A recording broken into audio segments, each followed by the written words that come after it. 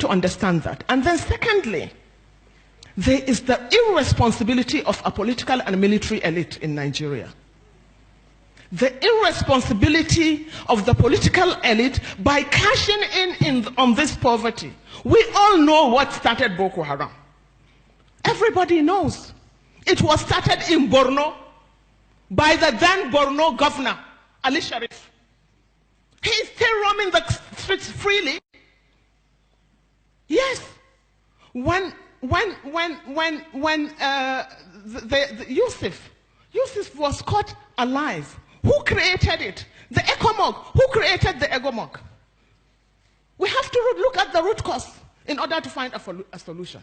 The root cause of that problem, as we know it today, is Ali Sharif.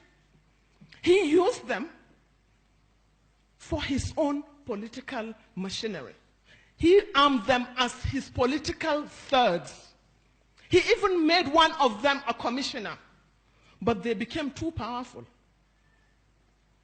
And they had no option but to try an elimination, which was not possible, and which we are all paying for. The military came in, and they cashed in. And they have turned the Northeast into a cash cow. Military jumbo budgets, unaccounted for. I remember Jonathan was spending 2 billion naira every day on security. But there was no security. Hundreds and thousands of our people were slaughtered.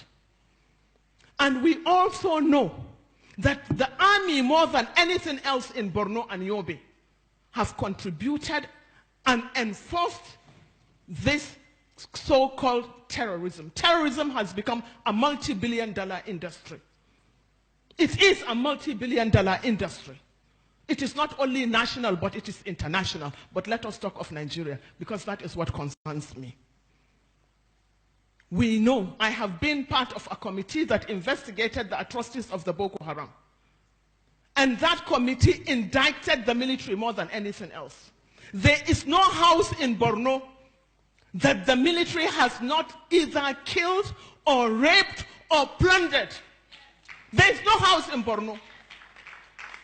There has been committee after committee set up by the government.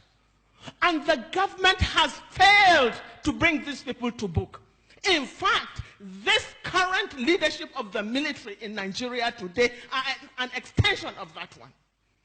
And this government has failed to even acknowledge the reports of those investigations. We all know today that in this government, papers have been given, investigations have been made into the atrocities and the corruption in the military. We all know today that the Air Force, the papers or the investigation of the Air Force has been made public. That of the Navy has been made public. But that of the army has been swept under the carpet by this government, because they are not only sustaining it, they are not only retaining those culprits, but they are still serving in various capacities in this government, as a government that is supposed to be fighting corruption more than any other place, or more than any other thing. Now, with this, we should also look at the irresponsibility of the political elite. The political elite in this country have done nothing but to cash in on this poverty, on this ill education of the mass majority of Nigerians. They use them, they have used you and turned your psyche into slaves, slaves of religious and ethnic manipulations. No one has ever seen the son of a governor even going out to campaign. No one has ever seen the son or the daughter of the president going out to campaign. And no son of even a councillor, not to talk of a senator or a chairman or a governor, that has been abducted or that has been slaughtered on the streets.